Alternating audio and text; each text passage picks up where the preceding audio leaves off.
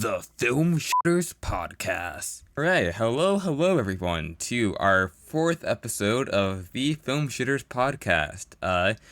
Fun fact, we originally already recorded this episode, but someone, I don't want to point out, and I don't want to point blame on anyone, alright, because I think we all equally contributed to this issue, but someone, accidentally maybe muted a tab or whatever, muted an audio track in OBS, and basically you couldn't hear Alex for the entire video, which was horrible.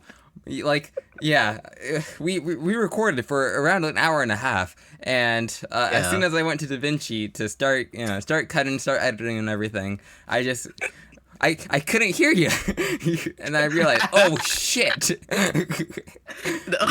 In OBS, you had it muted the entire time. Yeah, all right, because there's my desktop audio, there's my mic audio, and then there's my window capture audio, which I thought was Discord. It's not.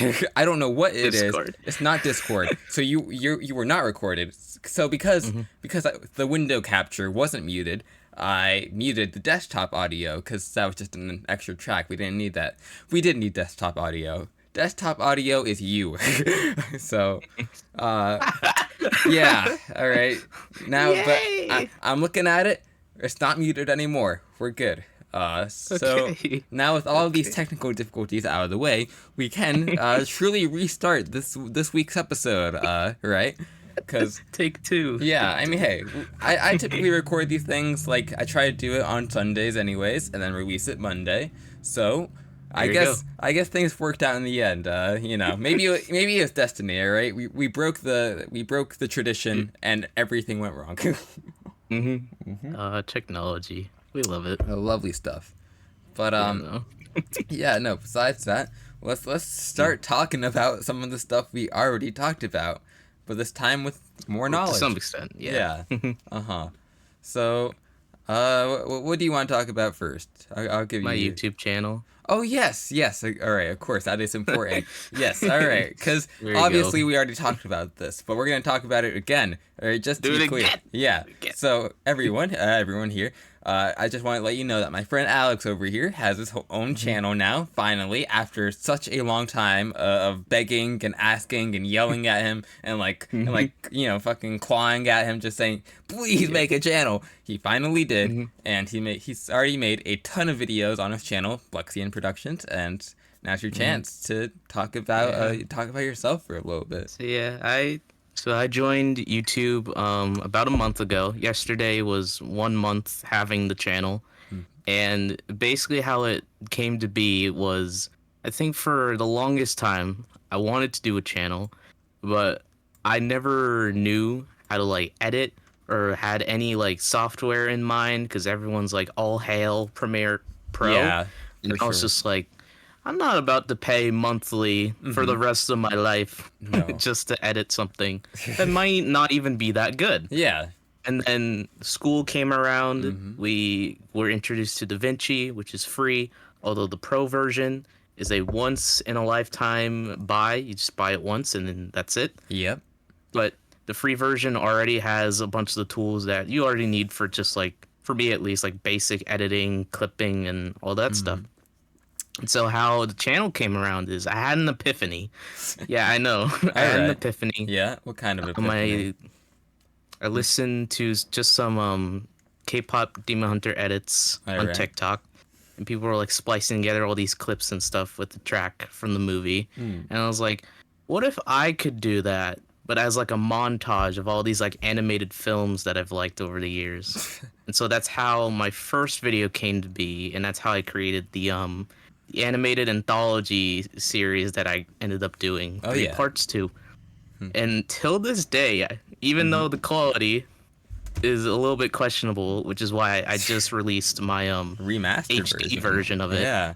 Which already took another 6 to 8 hours to do. But hey, you did it. But yeah, till this day, I think right now the first one has 45 views. Which honestly, I was not expecting. Yeah. I just posted it and I was just like, okay, on to the next thing. And the next thing you know, it's still to this day my highest viewed video. Which is both a good thing in like a bad thing, because it's kind of like, oh, it's gonna probably overshadow anything else that I do, and it kind of did. But at the Yeah. end of the day, I think it was just like that, and then my mentality being like, oh, I could actually like do this. All right, I can actually do this. Yeah. And then I made part 2, which is the bigger one. I think it was my personal favorite one out of the 3. Okay. So yeah, I made part 2, added more films, Nice. had a questionable song choice, but it worked for what I was going for. Just to be clear, folks, We'll talk about that later. Okay. But yeah, All right. Fine. I have a lot to say about that. Meh. you do, I know. And then I made part 3, All right. which part 3 I think was the hardest one to do because I feel like, well, I'd already used all these films, and there's only so many other quality films until you start going into the garbage pit. Yeah. That is all the other ones, and so I was it took a little bit while to get that one off the ground. I changed the track to it because I realized it didn't work the way I wanted it to work, so that's why the track is different from the little teaser I did to the actual final thing. And then I also wanted to make the little mini title thing a little bit shorter. Okay. Put more gaps in it to work with the track, and then that's how part 3 came around. Nice. And that one was good. And then on Instagram, although there's one little issue with the one on Instagram. Okay. One of them clips, I didn't put it to the start of another clip, and so when you pause it, there's a little tiny black gap, like in the cut. So I noticed that later on. I was like, frick. And then I had to check all the other versions and then fix it with that. So hopefully when I do part 2 HD remaster, which will be in 3 days, it shouldn't have that problem. And then, I tied them all together and made it one cool thing, posted it to my gram, and that was cool. There you go. Yeah, and then that's how that came to be. And then I created a couple of voice videos, and it was only until you told me of it only coming out of the left one. I was like, oh, no. Because, to be clear, when that happened, I wasn't mad or anything. I didn't think, oh, he just made a horrible video. I was like, oh, no. He did the same thing that happened to me. Because, I've also had that issue so many times when I'm editing where I realize this isn't in both ears. And, and I don't know why. I don't think anyone really knows why. It just happens randomly sometimes. But if you're just editing on speakers, you won't notice it. But someone in the comments is going to be super annoying, and you're going to be like, oh, I could only hear it in one ear. It's bad. It sucks. Dislike. No. I think that's stupid. But, hey, you know how to fix it now.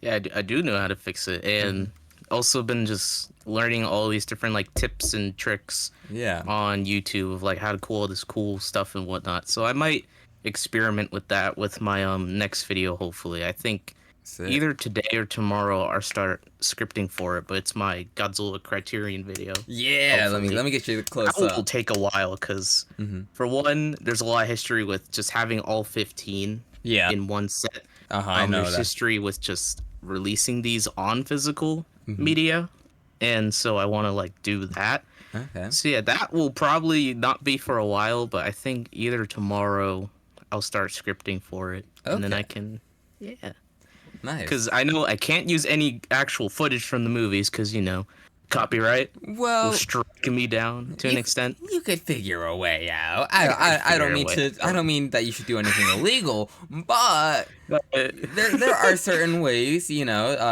can use copyrighted materials as long as it's transformative. I think the secret I've heard is that I think it's like an overlay. Not an overlay. It's like. You're allowed to have, I think it's 10 to 15 seconds, I think, of copyrighted footage and, like, a review or anything. But anything longer than that, you need to cut it to something else. I might be wrong about the number, though, so you should double-check. I think it's that and pictures. Like 1 second pictures you can do, or, like, screenshots or something. Yeah. Because, if they find it, I'm going to get slammed for it. Japanese companies are really overprotective of their IPs, which is super unfortunate for Nintendo. People. Yeah, Nintendo. I think Toho and all of that. I know, like, anime reviewers, manga reviewers get really punished for all of that. So, what can you do? I don't know. But yeah, I think that will be my next video, and then I don't know if I'll make a part 4 Yeah.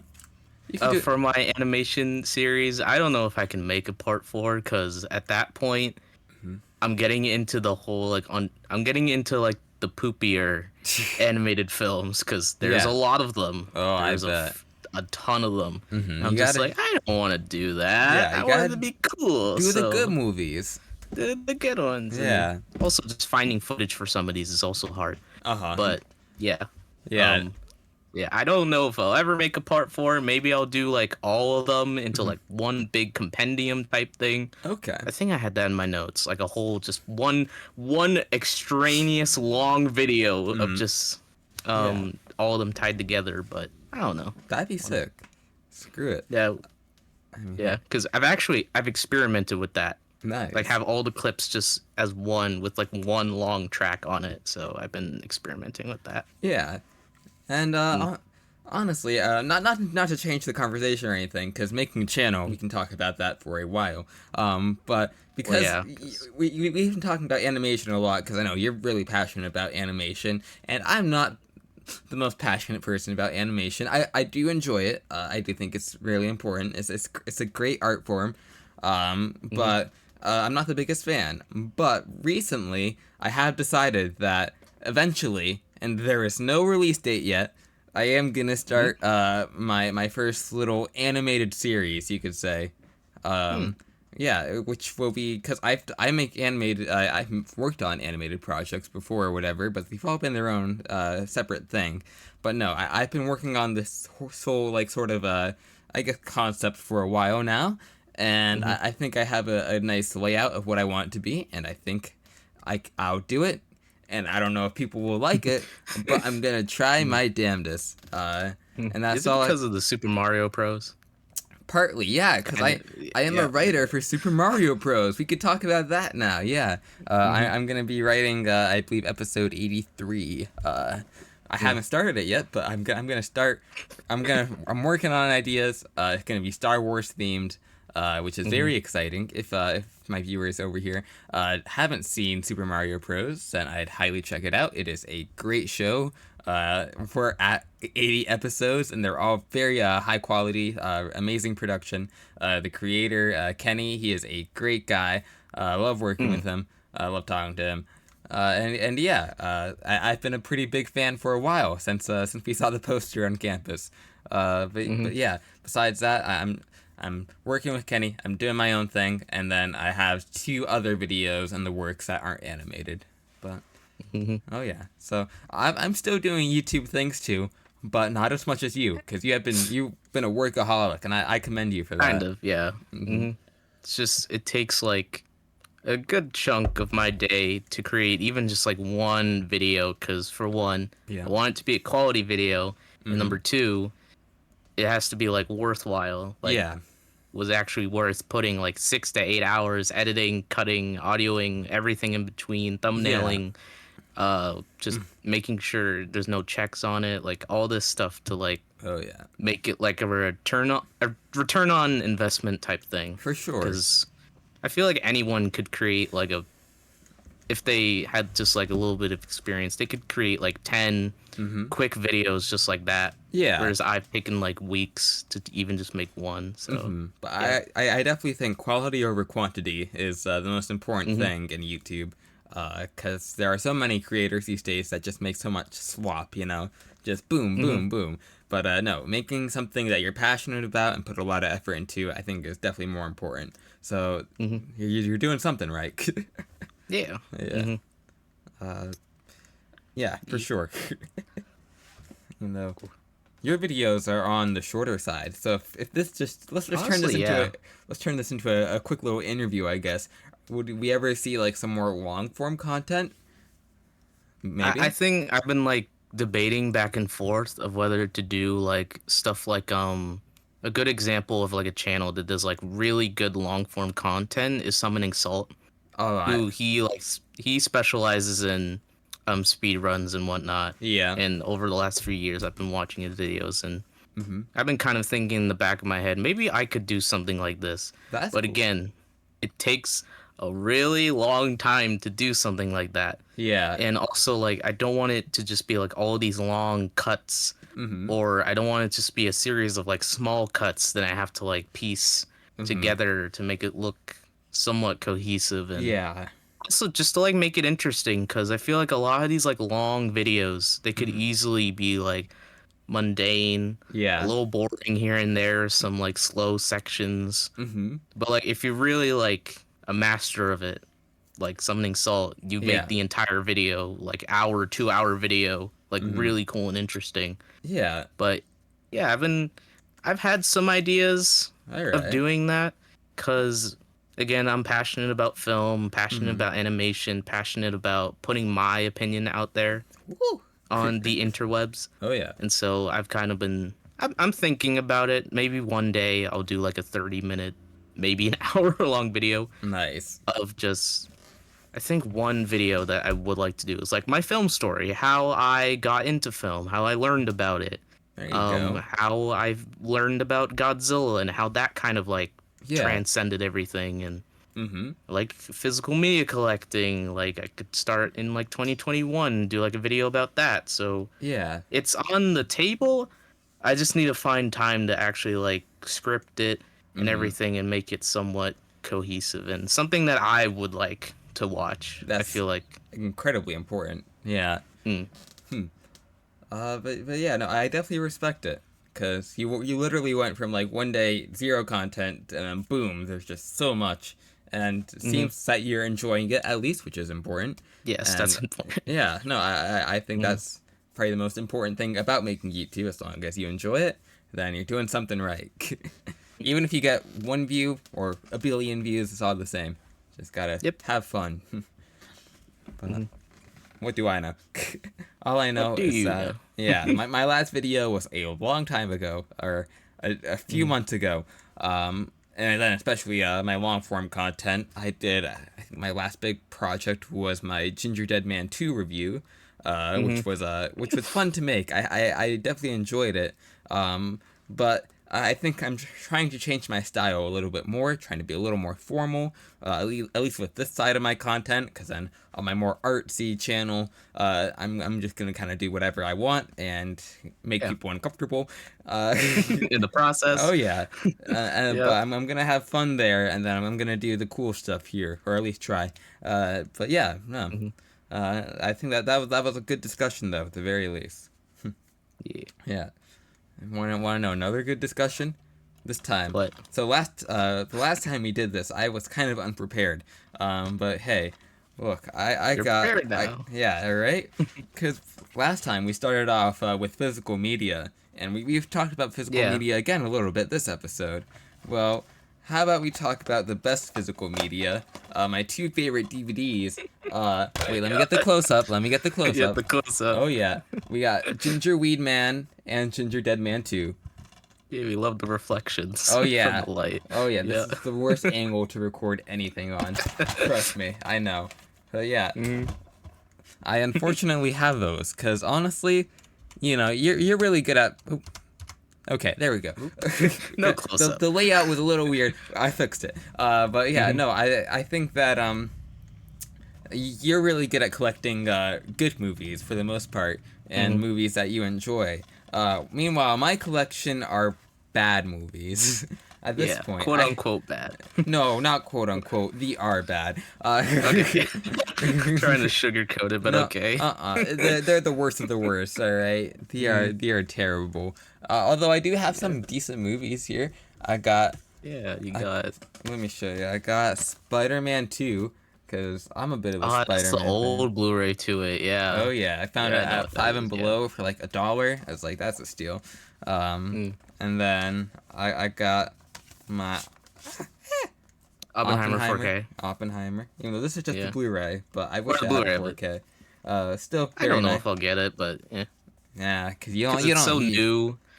It's so new that it's Yeah. only like an ever so slight difference. That's fair. But I don't know. I might go for it, but Okay. who knows? Yeah, I do agree that older films, especially, look really Oh my good God, in yeah. 4K. Huge difference. A good example is the Ten Commandments. Oh, there you go. This is like a reference quality disc, and even just like the Blu-ray alone just looked stunning. But yeah, That's awesome. it's stuff like this. There's a couple other examples like 2001. I heard on 4K is amazing. Oh yeah. Yeah, some of these older films. Blade Runner, OG Blade Runner looks amazing. I've heard it's really good. And then I have a lot of like my parents' old DVDs, and one that I grabbed before they dumped most of it was Silent Hill. Yeah, Silent Hill. I am okay. Here's the thing.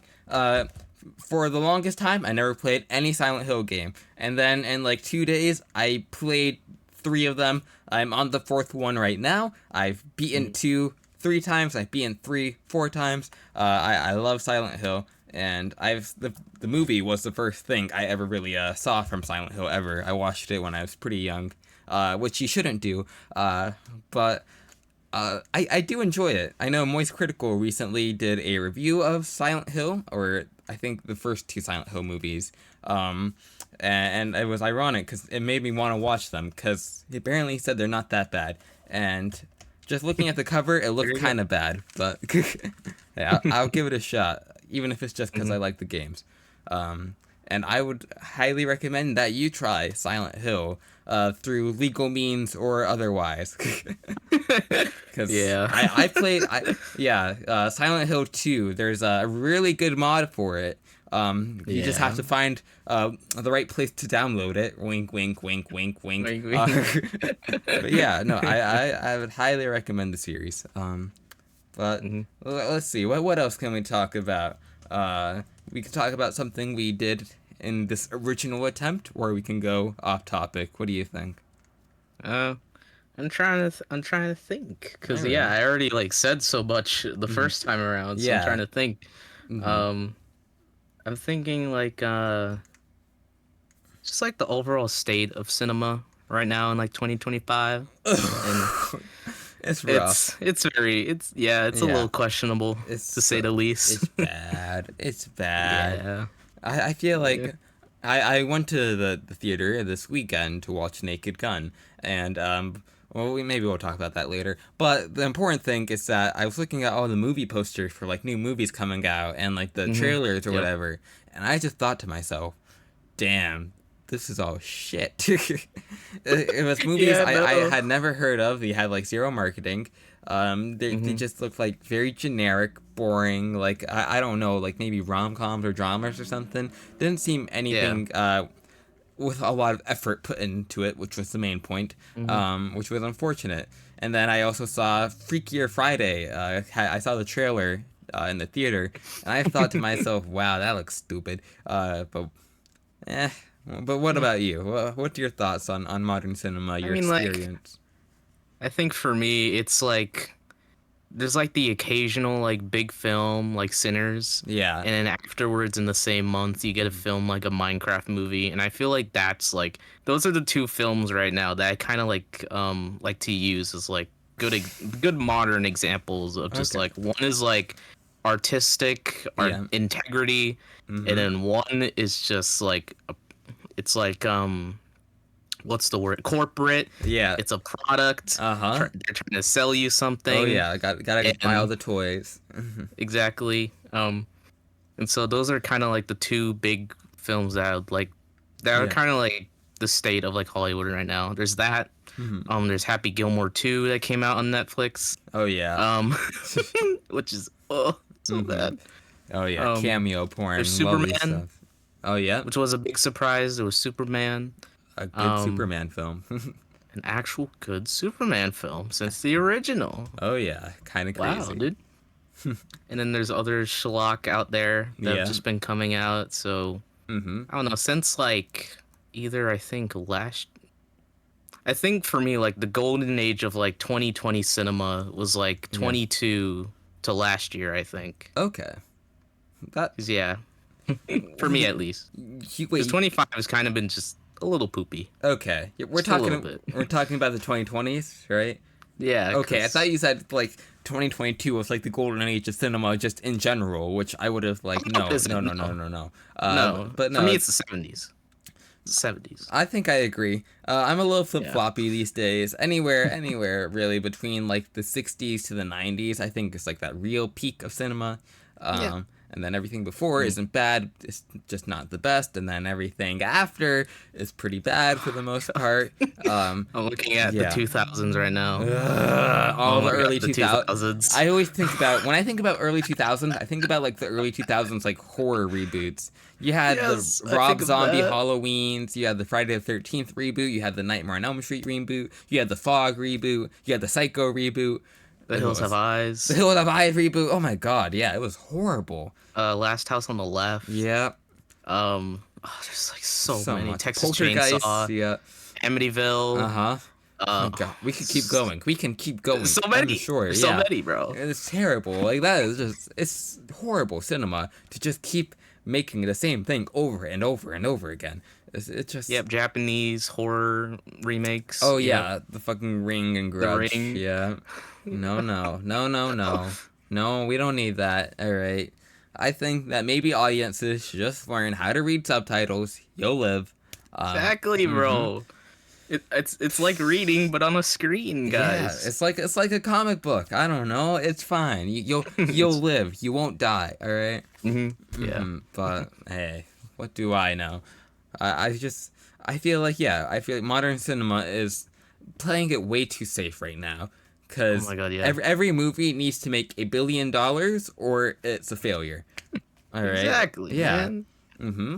I I mean, think what was it? I think it was maybe Matt Damon or it was another actor who was talking about like uh all right, before we talk about that, let's just say that I mean I was say, it's Matt Damon, bro. yeah, no, but one of the main issues with cinema right now is the fact that we have streaming now, which we never really had before, Oh, and how streaming oh, has been destroying, yeah, not just the theater going experience, but it's been mhm, destroying just movies as a whole and their quality. mhm. And now because now going back to that, I believe it was Matt Damon who was talking about how before you can make like a rom com or a drama or whatever, and it didn't have to I know be what you're this talking huge about. I hit. know that clip. It's on Yeah, I think Hot Ones yeah, or I think so. yeah, I Something think like it's Hot that. Ones. Yeah. Uh-huh. Hmm. And it's like, before then, it didn't matter if it didn't do well in theaters, because then when it came to physical, it would make most of its money Hmm. back there, and that was super reliable. But now, no one buys no one really buys physical media as much anymore, and Hmm. so therefore, all the money either goes to the theater straight directly from the box office, or it makes like $0 in streaming, and actors don't get any residuals or whatever. Hmm. So I don't know. It's stupid. Hmm. Yeah. And also, kind of like to bounce off of that, Yeah. I think it was Christopher Nolan. Oh yeah. There's like this one clip of him explaining like physical media and how like how much control, how much more control they have over the disc Mhm. rather than like streaming. Because Yeah. nowadays people compare streaming to Mhm. cable. You're just Yeah. flipping through all these streaming services or all these channels trying to find Exactly. something, and most of the time it's Mhm. usually the money doesn't go to like the actors or actresses. Like for example, Yeah. like say you were watching like Friends Uh huh. on a streaming service or whatever. Yep. The actors and actresses, they don't get money, No. but when it's played on TV, they still get money till this day. Yeah. So, I know there's a lot of celebrities who are like struggling financially, mhm, but then they were able to stay afloat just from residuals alone, which is insane. I think it was yeah. Aaron Paul who played Jesse in Breaking Bad, where he was making a lot of residuals from a commercial he did, which was insane. Mhm, And whenever it aired on cable, he was able to pay his rent on time, and then eventually became a huge star in Breaking Bad. But yeah. we could have never gotten that if it was just streaming, which I think Mhm. is crazy, really. But Yeah, and it's how like streaming nowadays, it practically dictates hmm what movies are being made. yeah, Why do you think people say like, "Oh, they don't make them like they used to"? hmm Well, if they continued making them like they were, they wouldn't do so well. Probably ex- critically they might do well, but financially it's yeah, not really going to do so well. And no, so everything, I feel yeah, like it's like a double-edged sword. It's like people you're being like ironic hmm that you want like the old stuff back, but yeah, the old stuff won't really like work in today's climate. No. So I don't know. I just find that funny. Yeah, I feel like everything these days has to be like whatever was popular before. Like Squid Game, for example. Squid Hmm. Game was not meant to be this huge hit or whatever. It wasn't gonna, no one thought it would ever be that popular, but Yeah. it did. And now afterwards, we got 2 new seasons that I don't think were ever planned. We're getting an American reboot. Netflix did a Hmm. reality show on it. Mr. Beast did his own version of it. So many people have done their own fucking version of it, and it's insane. And it feels like culture is dying, and we're just kind of repeating what's already been said. And I think that that's not the way to go.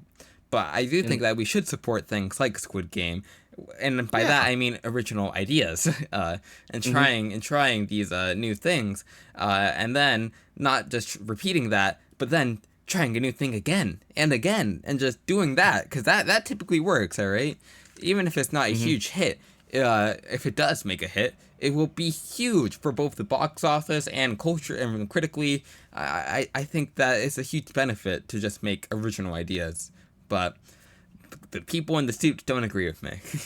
No, and the people in the suits, Yeah. they would rather re-release 50-year-old movies to get a quick buck. I mean, Yeah. the most recent example is Jaws. Jaws is coming back. Mm-hmm. I think it was last year or this year. Revenge of the Sith came back. Yep. That's not even 50 years old. That's 20 years old, and it No. did bank. Lord of the Rings came back. Mm-hmm. And so all these studios are like, okay, guys, Yeah. all our new stuff isn't making money. Mm-hmm. Just. Why don't we just re-release all the stuff that made us money in the first place? And it's Yep. like, why do you think you're playing it this safe and not taking risks? You're relying Mm-hmm. on, franchises and all this stuff, which again is Yeah. a whole other ballpark. But to Yeah. kind of just simplify it, Mm-hmm. you're just relying on all these successful franchises rather than actually taking risks and Yeah. doing something new, like the whole Elio debacle Yeah. and how the director was pushed off it just Mm-hmm. because he wanted to be a little bit progressive in Yeah. this day and age, Uh-huh. and we never truly got that. Yeah. So I feel like that's kind of like been the byproduct is we're Mm-hmm. gonna shun you out Yeah. so that we can continue spearing out all these sequels and franchises and stuff. Yes, because we like we talked about in this original version, we need Toy Story 5, we need Coco Hmm. 2, all right, and then we need less Elio, we need less of that Beaver movie, whatever, Hopper or Hopper, yeah, Hoppers. sorry, yeah, because I don't know that it's not that those movies look bad, it's just that we haven't had enough time to be fleshed out and to Hmm. really I don't know what's the word for it, to make their own name for themselves. They're Hmm. just Pixar rushing these poor animators who are like cramping everything, crunching everything. Sorry, and Hmm. then just having to release something half baked instead of just giving them the time to make something really really good, even if it takes longer. And Hmm. even if it's not that secure financial stake or whatever, like, obviously Toy Story 5 's gonna make like $1 billion, and then Yep. Elio was an original project and it didn't do well, and that probably scared Pixar even more. And that's what's Hmm. been scaring Pixar for a while now. I believe the CEO, I think Bob Iger, or whatever. I know I he's forget because I know for a while John Lasseter was at the helm, and then he yeah, got ousted, and okay, then I think Pete Docter right now is like the head of creative over there. all right, So I think it's him okay, running it, but I could be yeah. wrong. I don't know how that No, works, but I, yeah, I forget who it was, but a higher up said that, yeah. yeah, these original IPs, well, we kind of let them be financial risks, and then we make Toy Story 6 so we can make $7 billion, which is Hmm. stupid. Maybe we should stop risking everything and making a rushed movie and just, like I said, give the animators what they need, the time they need, the money they need to make something beautiful like the original Toy Story, and then Hmm. maybe you make a sequel if it does really good, and if it deserves a sequel. I don't think Yeah, Coco is maybe my favorite Pixar movie. It does not deserve a sequel. it It doesn't need a doesn't fit. sequel. It doesn't fit. There's nowhere you can really go, and I think that's stupid. But Hmm. I guess I'm not a billionaire, so I wouldn't know. Yeah, Yeah. and that's kind of like how I've been feeling about animation, because when I think of like animation, I think of like Disney Renaissance, I think of Studio Ghibli, Yeah. I think of 2000s Pixar, I think of like the early days of DreamWorks. Yeah. Um, Not so much Sony and Illumination, No, but definitely not not. really those two, but here and there. But Mm-hmm. yeah, nowadays it's kind of just like we're not Yeah. gonna make originals because people don't want to see them, but people Mm-hmm. want originals. And we're It's gonna just, blame the audience for not showing up, even though you didn't even market any. You didn't even market the exactly. film. If you don't market the film, no one's going to watch it. That is how movies work. How for since the conception of movies, all right. You need to make a fucking poster. I mean, gotta make the commercials. You gotta do the interviews. You gotta do all of that, all right. You can't just here's a movie. Go watch it if you want. Yeah, I guess. Yeah. mind you, 2 weeks before it comes out. Mm-hmm. 2 weeks, Yeah, bro. no one knew Elio came out. All right, my family didn't know it came out, and they take the little children to the theater all the time. Mm-hmm. No, it's I know. insane. It's ridiculous, and Mm. it's completely Disney's fault. But hey, it's like they intentionally want their original films to bomb as an excuse to just keep fucking resurrecting these dead series. All right, they're fucking Mm-hmm. necromancers, really. Yeah. Honestly, Mm-hmm. I don't know. Yeah, no. And then Insane. something like K-pop Demon Hunters comes around and just takes over the entire world, and that Yeah. was on a streaming service. It was an original film on a streaming service. You wouldn't expect that to do crazy well, but hey, because the animators put in a lot of love, had a lot of time to work on it, and weren't probably fucking had to crunch any of it, they were able to make something really good that people really Yeah. enjoyed. You A lot know. of people enjoy. Yeah, all right. A lot I'm of not people. gonna repeat everything I said in the last in this last version of this episode, but I'm not Mm-hmm. the biggest fan of it. I haven't seen it fully, but from what I've seen, it looks pretty nice, but it's not for me. But I'm glad Mm-hmm. that it's doing so well because I think that we Yeah. should support animation like that instead of animation like Coco 2. Yeah, I also kind of go in depth on my YouTube video that I made Yeah. about it, which I've been wanting to do since it came out. Mm-hmm. Um, I don't know, man. It's just something about. Obviously, I love anything Asian culture. Yeah. So a K-pop stars fighting demons. Yeah, that sounds pretty cool. At least Sick. right now. If you would have told me that like probably like 5, 6 years ago, I've been like, what the heck? Yeah. What? Yeah. But yeah, no, it's taken the world by storm. It's broken records. Mm-hmm. It's in Oscar contention, which Yeah. I'm really excited for. Mm-hmm. And it's a quality film All on a right. streaming service of all places. Yeah, that is And super cool. again, it's kind of like I like how someone put it. It's like the old theater model with Elio versus like the new streaming model with Demon Hunters, to see what's one like Yeah. comes on top. And I think this one kind of came up on top Yeah. Even though I think because that it just if it it struck a chord with a lot of people. it did, I agree. Yeah. But I feel like if it did have a theatrical release, it probably would have made more Still money. would have done well. Yeah, Still would have done well. yeah, I think it definitely could have been both. I don't know. I feel like Netflix should do that. They should have both, maybe release it day one on streaming and go to theaters. See how that goes. Oh wait, no, don't do that. No? Remember when HBO and Peacock were doing that? Oh yeah, well that was Like during have the a same day pandemic. release. Yeah, but but it could, this is another thing that I also wanted to talk about, how like Yeah. we need to I feel like people are being selective in what they want to watch, Okay. because theater, obviously tickets nowadays are going Yeah. through the roof and whatnot. Mhm.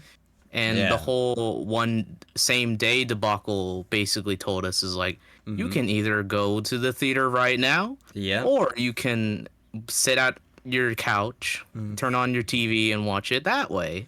Yeah. And that ended up hurting rather than actually like doing something right. Okay. So Yeah. that's why they kind of abandoned that Uh-huh. model. Yeah, no, that does make sense. Yeah, because the general audiences don't give a shit about the theater experience. To be completely No, blunt, no. I do, but not everyone does, and that's really unfortunate. But yeah, no, I guess we definitely need a reason to keep theaters alive because theaters are amazing. Yeah. And We come to this place. Okay. But yeah, not even just as like an audience goer, but it's good for business. It's good for the economy. It's good for the actors. It's good for everyone, really. Exactly, While man. streaming only really benefits the people at top, and then the people, the average person, the average Joe, who just watches whatever. And it doesn't really help anyone in between that really probably needs it, especially in this Yeah. kind of rough industry. But meh. Anyways, Also release more streaming stuff on physical, man. That'd be really cool. Cause only like a select few from what I know are on physical on like Netflix, and then yeah, everything else is just like, well, if it goes, if they abandon it, it's yeah, gone forever. Like I think I said exactly. this in episode 2 or something like that. How like the film Barbarian, which his new film Weapons is Oh coming yeah, out this month. Zach Creeker. The film Barbarian is only on streaming, and it never got a physical release. I did not So know if a that. streaming yeah, so if a streaming service is like, okay, we're no longer going to carry this film anymore, Yeah, it's gone forever. damn. His whole entire like film is gone Uh-huh. forever, just like that. That sucks. Jeez. So yeah, I feel like we should definitely, I don't know if they'll ever do it, but they should definitely start releasing more content on physical, because I think it would do really well. Yeah. Because streaming to me has always been like the trial run. Like I watch something, I'm like, ooh, that was really good, and maybe I see if it's on physical or not, so I can Yeah. just rewatch it over and over again. There you go. But if they're not gonna do that, and they're going to abandon projects like, HBO abandoned Cartoon Network stuff Yay. recently, which was pretty fun Uh-huh. to know. Yeah. If all these shows don't have physical release, they're kind of gone forever. Uh-huh. And that's really unfortunate. Yeah, because I think of one of my favorite Hitman films, The Killer, David Fincher. It's only on Netflix right now, and it's probably never getting a physical release, which is insane. Because it's a really good film. It deserves to be on physical. But it's really up to the streamers, and I think that maybe it should even be a law that there should be a way to physically own any film on digital only or whatever, or at least regulate it a little bit. All right, because I think every film deserves a shot to be properly archived in case the Wi-Fi just disappears one day, right? Then no one can watch it. Yeah. But hey, I don't know, but I do know that we do need to support physical media more than anything these days. Because yeah, I love owning my uncensored stuff. So Yeah, honestly, it's really cool, man. And you can pick it out on a shelf. yeah. Again, Christopher Nolan said this, something along the lines of like, oh, you can pick it up. You can look on the back, and you can see all the names and all the description, and then you can open it up, and you see the disc right there, and you get all these supplements and stuff, and it's really cool. So, yeah. yeah. So, And yeah, he says like his films, like the best versions of them, are on disc. Yeah. So technically, you own the best version of Oppenheimer, I do, for example. Yeah. or the best version of the Blu-ray. Yeah. Well, Still. of course, because Hey. 4K is obviously Yeah. more resolution. You get the HDR and everything, but Yeah. yeah, Still. you're pretty much fine. Uh-huh. Okay, I'll put that back in later. Yeah. All right. But yeah, no, that's definitely a good conversation, because I think right now the industry is kind of poop, and as film students, that is rough. But Yeah. one I day at just a want time. quality films, man. I want to feel like, oh, it was actually worth spending like $20-$30 on tickets and actually getting something out of it, instead Yeah. of just being like, oh, okay, it's another sequel. Probably not gonna be as good, Yep. or something like that. Or when I see an original and it's like, who came up with this idea? This looks stupid, and it's just like, Yeah. what happened, man? Well, we need more happened? sinners, less Minecraft. Like you said, it's the truth, really, because we need more passion projects. Don't give me big boom explosion. Don't give me chicken Jackie. Don't give me any of that shit. All right, I want something from the heart. Okay, give me something from the heart, from the soul. Make it. I really believe in auteur cinema and auteur theory. I don't know David if Lynch. Yes. I don't know how familiar you are with like a tour theory, but I think it's probably one of the most important aspects of cinema, really. And I Mm-hmm. think that really film is an artistic expression for the director more than anything else, more than a product, more than just entertainment. It's a Mm-hmm. message. It's an emotional message from one individual, and through the use of a huge team. Um, Mm-hmm. but Huge teams, oh guys. yeah. I'm telling you. Not Whenever yeah. whenever a movie ends, and then my mom's like, "Wait, that's how many people worked on this?" And I'm like, "Yeah, Yeah. it takes a lot of freaking people to Mm-hmm. make these things." So For yeah. sure. Yeah, no, all of Hmm. them are equally important, but I do believe Hmm. that the director is the true artist behind it. And Yeah. personally, at least, I don't know. And yeah, I mean, the producer is the one who's kind of like making sure like everything is like going well, but it's really like yeah. the director who's the one like Mm, actually creating the damn thing and uh-huh. It should you it's know the, making all these decisions and stuff. hopefully every film is the director's personal vision. That's what I hope for at least. Unless they don't get final cut, Yep. and then that kind of says everything. David Lynch's Dune. Oh yeah, Yeah. lovely stuff. But yeah, no, it does suck there.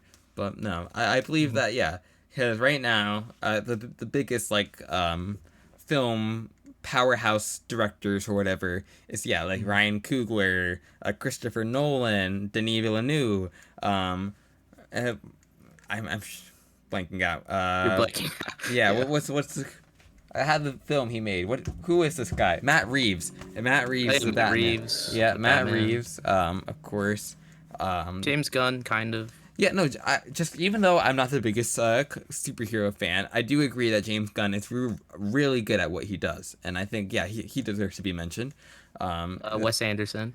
Oh yeah, Anderson pumps it out. I kind of forget. Just he is like nonstop. All right, he is on the hype on some sort of Hmm. train, the crack train maybe.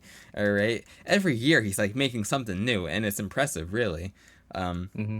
I'm trying to catch up on everything Anderson. I've watched more than half of his filmography at this point. I think I almost should three too. I quarters. need to start more Anderson Oh yeah, it's because it's definitely worth he it because he's not my favorite director, and I don't think he's the best director ever alive, like a lot of people say.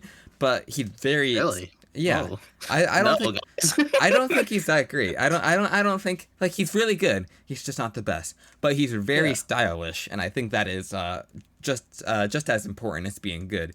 Because whenever I watch a Wes Anderson film, I'm like, oh yeah, it's this guy. I know what I'm getting into.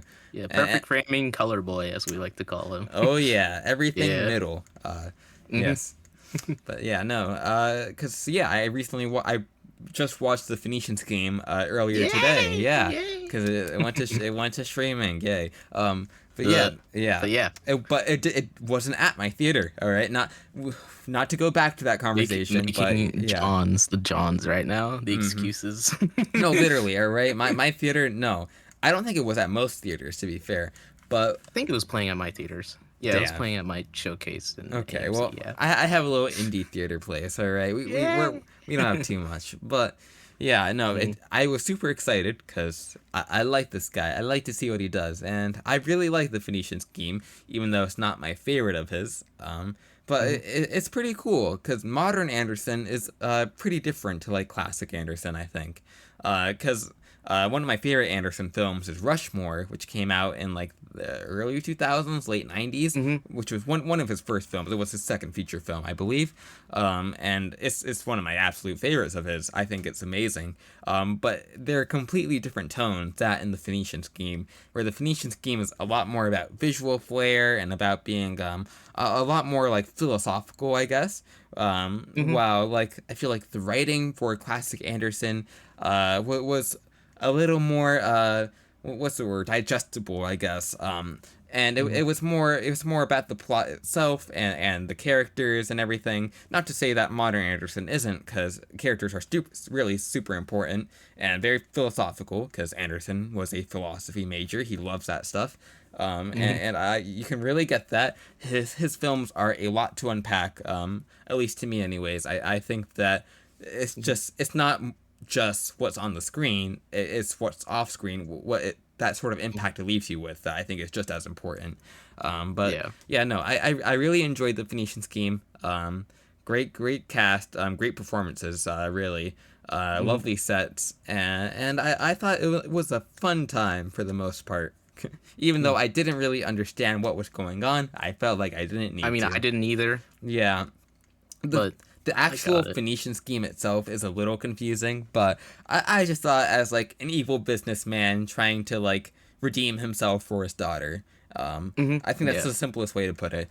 And that's what's really important. And it does a great job at that at the very least. I don't know. There you go. Yeah. Well, what are your thoughts on Anderson, Phoenician Scheme, whatever? Well, I have only seen a couple of his films. I think my first one, I think Asteroid City. I think, that was before Fantastic Mr. Fox. But yeah, Asteroid City. Okay. Really enjoyed that one. And I might need to rewatch it. Okay. But I did enjoy it. And then obviously we saw Fantastic Mr. Fox. We did. Masterpiece. Yeah. It's amazing. I loved it. I think it is his best film. It's everything about it is perfect. Yeah. The stop motion, the voice acting in it. Oh yeah, it's really good. Everything about it is really good. I watched Isle of Dogs. Yeah. Which I also liked. Not as good as Fox, but I still liked the whole stop motion with the dogs and everything. Yeah, that was cool. For me, it's like right in the middle for Anderson. I don't think it's bad, but it's not my favorite. We watched Grand Budapest, which was like the big hyped one. Oh yeah, I really enjoyed it. That was also really good. Honestly, it kind of reminded me of The Shining. Like the whole kind of like the hotel itself. Okay, I can see that. Kind of. Yeah, all right. Besides that, they're very different. One's a horror movie, the other's a comedy. But no. I do get what you mean though. Both have very intricate hotel sets at the very least. Yeah. So yeah, I get what you mean. And then I saw the Phoenician Scheme, and I thought it was really good. Yeah, I loved the. I think the one thing I really loved was the dialogue and everything, and the performances. It's just boom, boom, boom, boom. Super witty. Is the best way I put it. Every line kind of is quick and sharp and planned. Exactly. Yeah, I know Anderson. He doesn't like to have pretty much any improvisation. Everything needs to be from the script, which is not very common. I know. Who else who does that? Who? Cameron. I think. Does he do that? I don't fucking care. I don't know Fuck if he James does that. Cameron. But yeah, we're getting Fire and Ash. Yay! We're getting new Avatar. Yeah, it's gonna make $2.2 billion. Yay! Don't remind me. And then they'll make 3 more. They're gonna make 3 more, guys. Like 3 more after this one? Yeah. There's gonna be 6 or 5, I think. Why? Yeah. No. He's gonna keep making them until he's gone, bro. James Cameron, you're a rotten bastard. I don't hope death for anyone, but I think it would be really funny if like he dies before part 4, 5, and 6 ever come out. Cause like, what do you do at that point? Not saying I wish him death. I don't. I hope he lives a long, happy life. But like, the fuck are you gonna do if like, yeah, exactly. He's an old ass man. Get him into the fucking retirement home. But besides that, let him live a long, happy life in the retirement home. But like, if he dies, that entire series is probably dead. All right. I don't like him, but it's his baby. Okay. So. I don't know. That'd be kind of fun. I mean, he almost drowned during the abyss. He almost...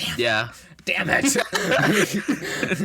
Yeah, a lot of people were like, damn it, he's still alive. No. But yeah, no. There's another universe where I'm like finally happy, man. You don't understand. That James Cameron doesn't exist. Yeah. No, he did exist. Did. Did.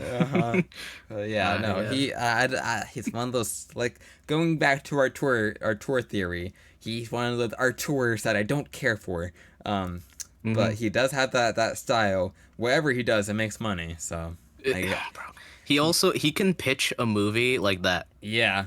Like, I know how he pitched Titanic. It was like, okay, Romeo and Juliet on a boat. Yeah. And they were like, boom. Yep. So yeah, the saying is like, never bet against James Cameron, because 9 times out of 10, it's gonna make a frick ton of money. Like all his films make a bajillion dollars. So Yay, money. That's the Yay! most important thing about art, how much money it makes. But Like in the ERB of like all the film directors, which honestly would be really cool to react to, honestly, I've with never knowing seen what we it. know now. But Okay. yeah, you've never seen it? No. You should see it. It's fun. Okay. But when Michael Bay comes in, he's like, "This game is about motherfucking money," and I'm like, "Yeah." Uh, yeah, of course, you would agree with that. All you care about This is is Michael making Bay. money. The Okay. money. Money, money, money. All right. Meanwhile, I'm out here. I'm out here for the love of the game. Okay. All right. Some of my favorite movies, they are commercial flops, man. All right. What Whoa. inspired you to make a second Krusty Krab right next door to the original? Money. Money. Yeah. Yeah. No. No. It's horrible mindset for making anything. But Well, yeah. I know. Unless you're a fucking bank, I guess. Then yeah, I guess you should be making money. But if you're making a good ass movie, it should just be a good ass movie. It shouldn't be a hit. But Yeah. I don't know. I don't We know don't know anymore. anything. I don't know Yeah. anything at all. But yeah, no. What else do you want to talk about here on this fine I don't know. episode? Let me look Okay. at my little thing right here. I mean, we already kind of talked about like directors and stuff in our last episode and whatnot. Sure. Yeah. Yeah, our last episode together, yeah, we definitely did. But I don't know if there's anything new you want to talk about, like we're free to do so. I don't know. Any new true, yeah. directors? Any director recently you're like, oh, I really enjoy. I think Bong Joon-ho. Okay. That's I think fair. yeah, from the top of my head, because I'm trying to use my brain. Yeah. My brain meats. Because it's all on the spot. But yeah, I think right now, because I've seen a lot of his films, Bong Joon-ho. Yeah. I like how you said in your review for a Mickey 17 how he's kind of just able to like make whatever the heck he wants, Yeah. which is cool. This was definitely his blank check movie for sure, with Mickey 17, yeah. Which I wasn't crazy about, but I did enjoy. I did enjoy it.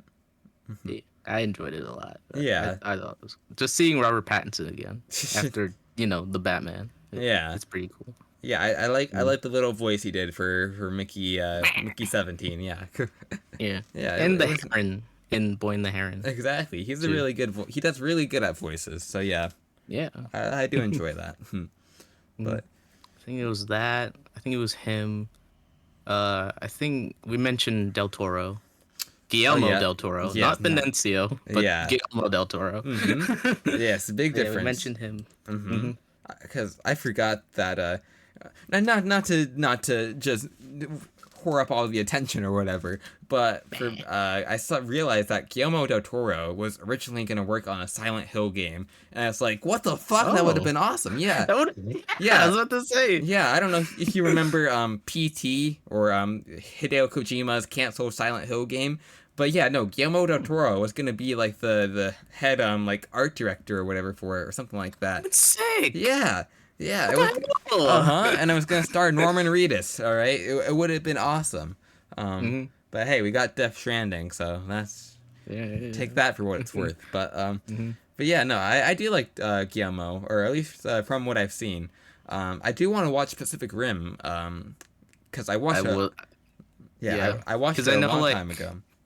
Because I know in like our group chat, I think someone mentioned like we could like go on Discord and like watch stuff. That could be fun. Yeah. So I've been wanting to do that, but it never came out of the group chat. So oh damn, you couldn't you couldn't just say we should watch Pacific Rim together. I'll vouch for you. I would. Yeah. I would. I'd do it. But why not? I don't know where to watch it. I mean, I own it. I would just need to. I have my Elgato in OBS. Oh yeah, guys, I have an Elgato. I haven't used it yet because, well, okay. Well, I don't do video game content. Not yet. All right. I mean, I could, but yeah, I don't know. That's not really why I created the channel in the first place. It could be like a little side thing. Yeah. But yeah, I have an Elgato. Capture card, like that very expensive little white block that everyone raves about. It's like $100, man. Exactly, and I somewhat know OBS, but I gotta get to it. I gotta do You too. All right. I'm gonna be very upset with you if you never use that thing. it. All right. Because I could really use a fucking $100 Elgato, but Elgato, no, yeah. nah. All right. Nah, Even though bro. I don't really do video game content either, so I don't know why I'm harassing you about it. But hey, Exactly. maybe because if I did have an Elgato, maybe I would use it. All right. I wouldn't Hey. know. I wouldn't know. Hmm. But eh. Yeah. Oh yeah, Pan's Labyrinth. I did watch. Oh I yeah. watched that. I heard that was good. Oh Yeah. my god, bro. For me, it was like a complete package film. Hmm.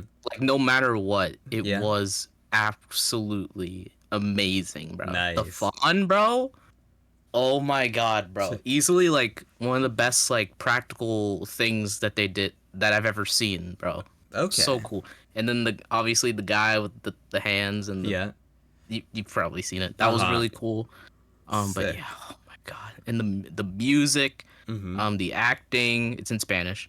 Oh Um yeah, cause my dad watched it a long time ago, and he was he said, like, why is it yeah, all right, why me no English? yeah, he thought it was a really good film, but he didn't like that it was in Spanish, despite the fact that he speaks Spanish. But what do I know? What do I know? I don't know anything. All right, I'm a white boy. Hmm. But no, I do own that very same DVD that he originally watched it on, so I need to give it a shot one day because I don't mind subtitles. Yeah, I don't mind either. As you know, as a Godzilla slash foreign fan, I'm fine reading text Yeah, on the bottom of the screen. it's you get used to it after like 2 seconds. Exactly, Yeah. man. Exactly. Uh, yeah, Yeah, no. that film is amazing, amazing. Okay. I did Amadeus, Oh yeah. which I highly recommend Amadeus I- because you know it's I- freaking Mozart. I love Mozart. Yeah. Not Mhm. not just I like heard Lacrimosa again. When I heard that again, that was when Nice. he, oh yeah. Okay.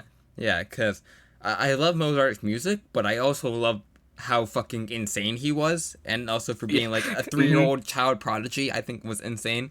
Yeah, no, Mozart he is like was one of my just- heroes. Mhm. There's He's like paintings composing of like music. little baby Mozart going like ham on the piano. Insane. Yeah, and like the whole point of like this other composer like being Yeah. jealous of him the entire time and like telling his story and whatnot. I heard that the beef in that film is legendary. So.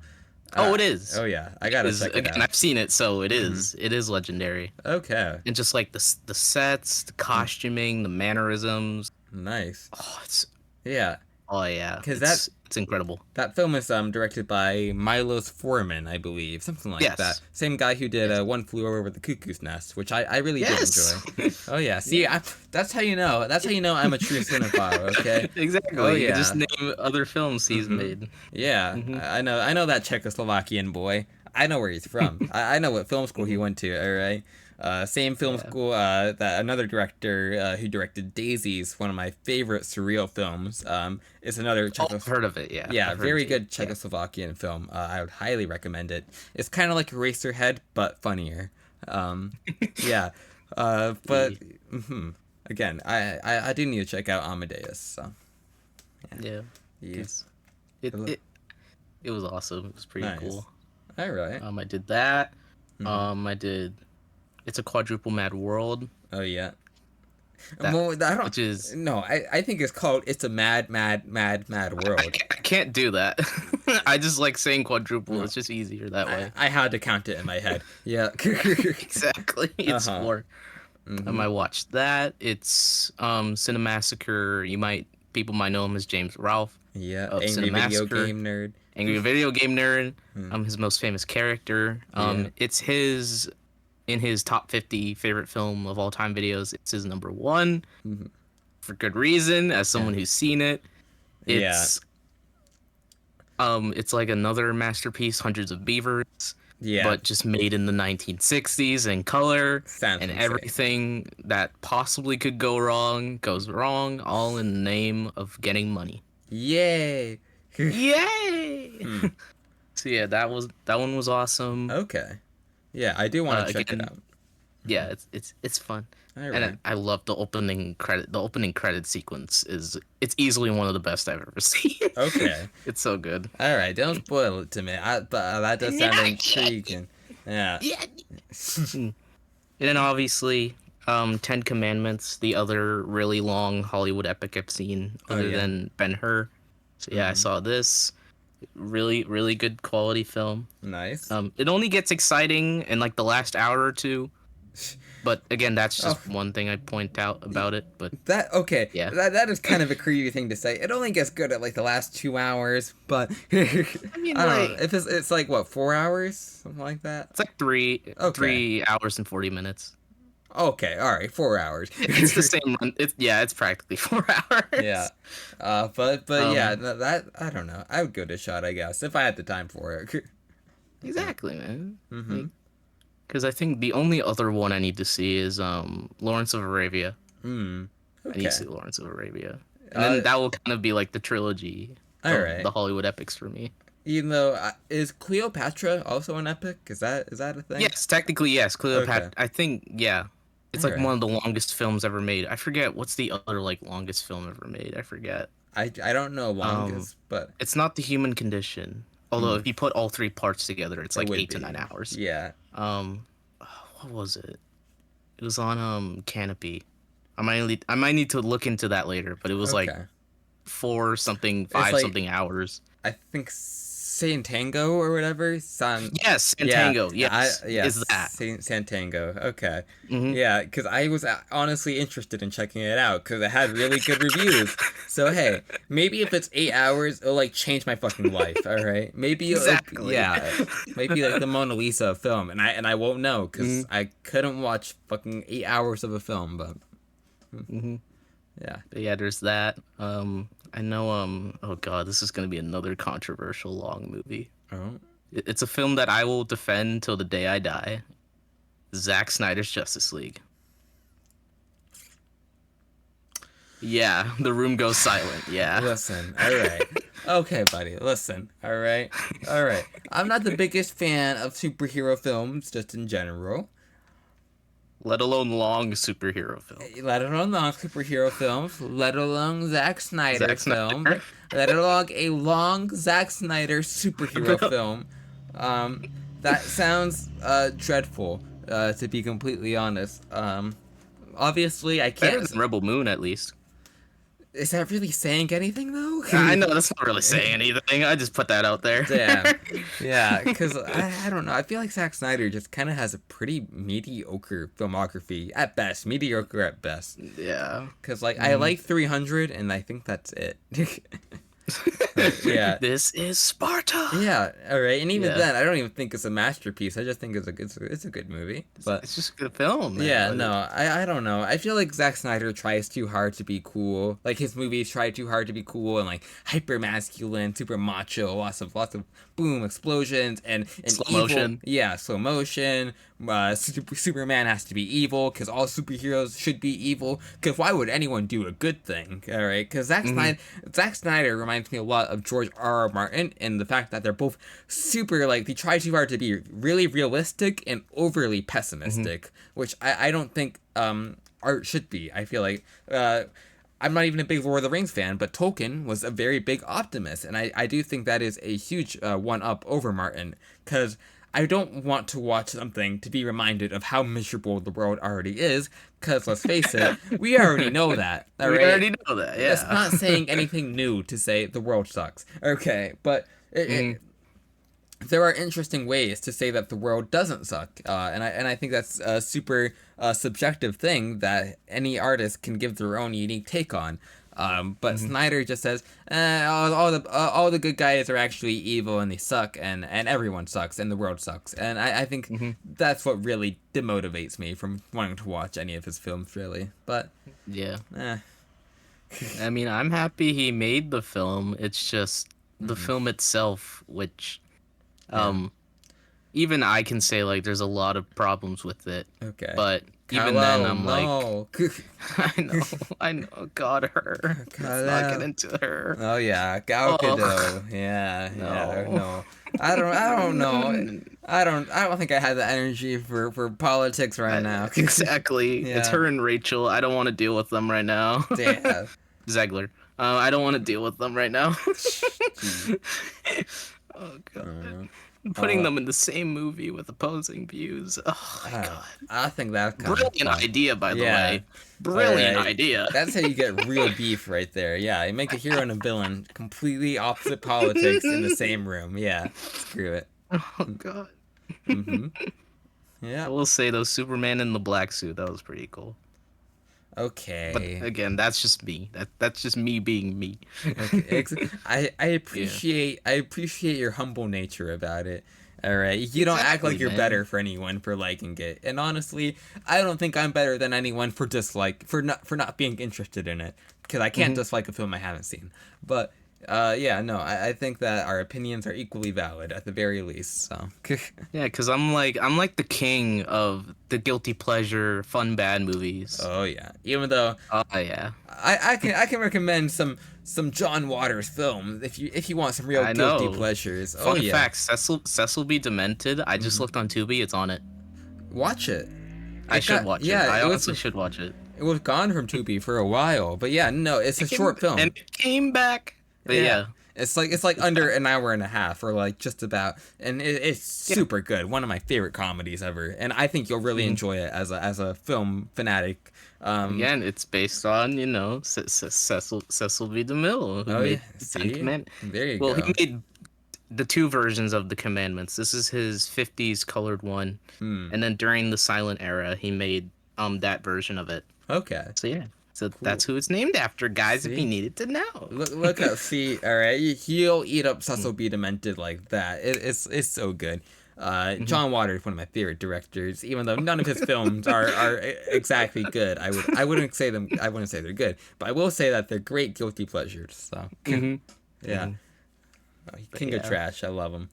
But Sometimes you just gotta make good trash, and everyone's like, it's pretty good. yeah, It's pretty good. because John Waters also he kind of says that his films are for like the really highbrow fans and for the really lowbrow fans, but not really for the casual audience. And I really try to relate to that as an as an artist. I try to make something that maybe it's kind of snobby and also kind of trashy at the same time. I don't you don't want to make a boring film, or at least I don't want to anyways. But I don't know. Because I've seen my fair share of just like downright boring films, which is sad to say because I'm just like, Yeah. well, it's either my attention span is like absolute garbaggio, or it's the actual film itself that's actually like boring. Yeah, for sure. Me. Yeah, because I definitely feel the same way sometimes. Maybe because I feel like my attention span has definitely gotten worse as I get older, which really sucks. But I try to watch a lot more like longer films and a little more experimental stuff, and try to keep myself open minded. I think that helps at the very least. Even if it's even if at times I have my moments where I don't really want to watch a movie for like a couple scenes and then I finally get reeled back in. I think you just got to push yourself to try to experience more stuff. I don't know. Yeah, because I think only until like this year is when I truly started to like come out of my comfort zone, because for the longest time I only watched like the same couple films every year again.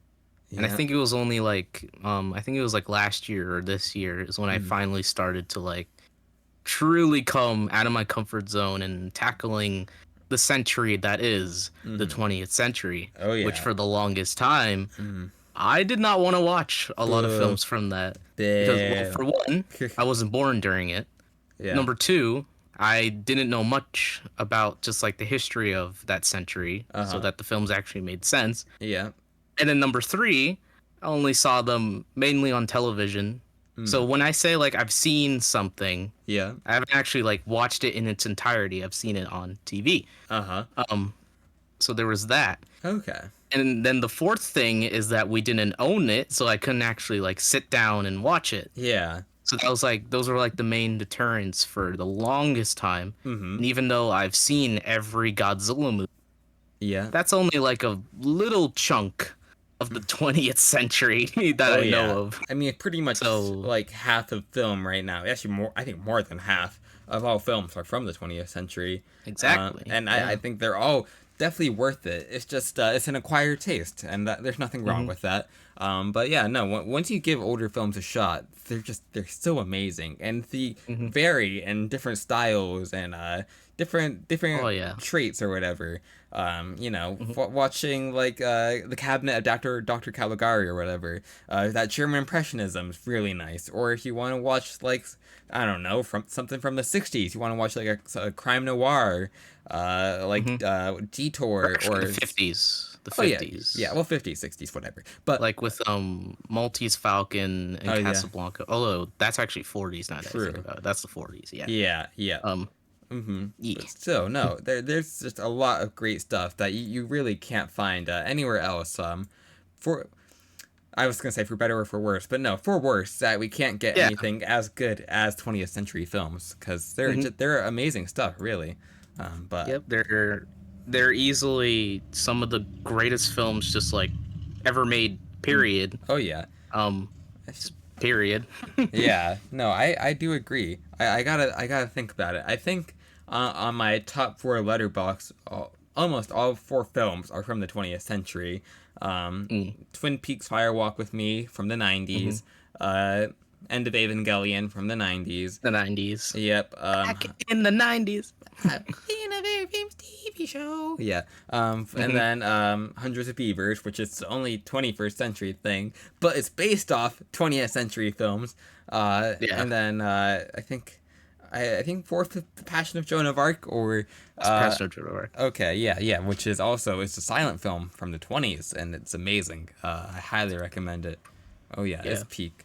But And then yeah, for me, only three were from 21st century, and then Seven Samurai is the only 20th century one. okay, I respect Despite it. only having seen it once, it quickly became a favorite of mine. Oh yeah, Just I think you only need to see a movie once to really appreciate it. Like if it leaves a huge if it leaves a huge impact on you, then I think you have the right to say it's your favorite film, or not to say you're done, but to say that it's really important to you. Like yeah. But yeah, no, because when I first watched like End of Evangelion for the first time, it was so good that I decided not to watch it for like 4 years. 4 years. yeah, that which is crazy. But it left that huge impact on me, so I think that's more important than just how much I understood it, or something like that. I don't know. Yeah, that's kind of what I've been like dabbling with. Is like it's it's mainly how like it impacts like you and no one else. Yeah, Because I kind of feel that way with Godzilla. Because I can probably say most people have never heard of him. Whenever I try and talk to people about it, it's like, what's so special about a man in a rubber suit walking around miniature buildings and sets? And I'm just like, well, I can't really say anything because I don't know. It's all about your personal experience, all your childhood memories of growing up with Godzilla and everything like that. Not to say that it's just nostalgia, but to say that it's an important like memory for you, which is entirely personal, but amazing. Because like it was one of the first like big film franchises ever like learned about. Oh yeah, and even though till this day it's one of my favorites, I don't think it's the best one, which maybe a little bit maybe a little bit hardcore as someone who has always loved Godzilla no matter what. Yeah. I think that's just because my taste in my movie palette, as they like to say, has expanded. There you go. That it isn't just giant monster movies that are cool. Yeah. It's like all these art films that are actually pretty cool. And that mainly comes from the 20th century. So yeah. There you go. Yeah. No, I like Godzilla. I'm sure you like Godzilla at least a little bit. No, I love Godzilla. I have figures. I have games. I own all the movies up to this point. Yep. Like you're that's who you're dealing with right now. big of a fan as you get. And I respect that. Yeah. But yeah. No. Okay. Is there anything else that you really want to talk about? Trying to think. I made my top 10. I have my top 10 favorite films of all time. I also have the top 10 greatest films of all time. Ooh, can we? So Can we do top 10 greatest films? yeah, we can do that. Is that more like an objective thing? Are we trying to be objective with I've film? I think for the longest time with my lists, I Yeah. kind of made it so like they were my favorite. Like whenever I made a list, it would be I ranked them from like my favorite. Okay. But then I've kind of been like transitioning to somewhat being objective because whoever thought art could be objective is an idiot. There you go. Yeah. So yeah, It's like a contradiction to like all of art, which is about being personal to everyone. But yeah, no. I not to say that you can't try to be kind of objective. You can't with film. But you can try to like make some sort of the most important films, even if they're not the best or whatever. quote unquote. Quote unquote. Yeah. Because I know there's also like the perfect film, which is a good take. Because I know Tarantino said something like a perfect film, like it doesn't have to be like your cup of tea. Yeah. But it checks all the boxes for you. Okay. And he like went on to name all these films that he likes. But Yeah. I don't know. For me, for my top 10, I was kind of just like, what is like the best like made films, like on like a technical level, Yeah. like the best made films. All right. Because I feel like when it comes to something like that, people are gonna be like, well, it's the narrative, it's the actors, it's the music in it. Yeah. But for me, it's like all the technical stuff, like how it was like physically like created and whatnot. Okay, so more on the technical side, which isn't bad. But yeah, no, I do appreciate your honesty there. Okay, can we hear the list? I want to hear the list. Yeah, you got so my yeah. yeah. I've clicked your intrigue of what my list is. I am super intrigued. And yeah, keep in mind, audience, I've logged up 340 something at this point. Damn. But I've seen at least like 1,000 films in my lifetime. Yeah. And out of those 1,000, I thought these 10 were like the cream of the crop, like some of the best like films like made, period. Okay. And before we begin, Citizen Kane is not on here. All right, that's big. Which because people considered it to be just like the number one greatest film ever made. Wait, yeah, so it's not on this list. So are you saying that it's not on there because everyone thinks it's the best, or just because you don't agree? Mix. Okay, it's like a mix. All right. Like I don't think it's one of the greatest films ever made. Okay. It's one of the best like black and white shot films I've ever seen. Like every like shot in that movie is like intentional and phenomenal. It's like that part is true, but as like a whole, I don't think it's one of the greatest films ever made. Okay, I get what you mean. Yeah. All right. So I don't. That's not on the list, and I think there's like a couple others that aren't on it. But yeah, let's get into it. We can do this little segment. Nice. You're edging me right now. Come on, I gotta hear it. Let's hear it. Yeah, at number 10, and I do plan to do animated as well. Okay. Like top 10 favorite animated, top 10 best animated at some point. But yeah, let's get into it. So at number 10 is Pan's Labyrinth. All right. I can't say much about it. I haven't seen it, but because you haven't seen it yet. But for me, it was the Labyrinth. I'll do like at least a couple points as to why I put it on there. Okay. It was the sets, mainly the Labyrinth itself. Okay. And like all the like the different like tasks that she has to do in the movie as well. Yeah. Like there's the dinner scene with the guy with the hands. Okay. You've probably seen already. Maybe. I've seen that little guy, the little gremlin or whatever. Yeah. That was cool though. That was really cool to see. There's that. Yeah. The fawn is easily the best part. Okay. Because that was all physically created. It was fun. Yeah. The score too, the colors too, because it was the Criterion Blu-ray. Oh yeah. So it had Del Toro's input of what it wanted to look what he wanted it to look like. My words. There you go. And so that one it's a visually stunning movie. Oh my god! When I put it in and I started play, I was like, whoa. Nice. That was crazy. Uh-huh. Yeah, there was that. Acting, performances, everything about it. You know, for me it was definitely, it left the mark. Okay. And I can, because people consider it as like his magnum opus, like the best film he's ever made, and I can see why after watching it. Cool. So yeah, that's number 10. Yeah. Number 9. Number 9. Number 9 is Lord of the Rings, Fellowship of the Ring, directed by Peter Jackson. Oh yeah, I should put the director in there. Pan's Labyrinth was directed by Toro.